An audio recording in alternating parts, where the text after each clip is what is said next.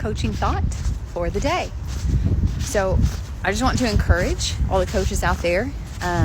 Yesterday, I had us remember that we all learn at different rates and different paces, thinking about teachers and encouraging them.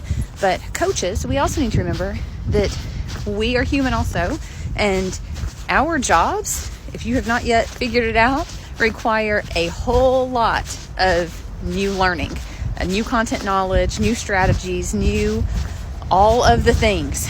So with that learning curve being so great, I think it's just important to remember you aren't going to get it all down in the first year. You're not going to get it all down in the first several years. Your job as a coach should be the lead learner in the building. So don't get discouraged when you don't know stuff. Commit to learning those things. And like I said, know that you aren't going to get it all right away. Don't compare your first year or years of coaching to someone else, another coach that you know who has been at it for longer. You've heard probably, don't compare your chapter 1 to somebody else's chapter 20. So just encouragement, following up on yesterday, that we give teachers grace for learning and for their goals and for their working. Extend the same to yourself.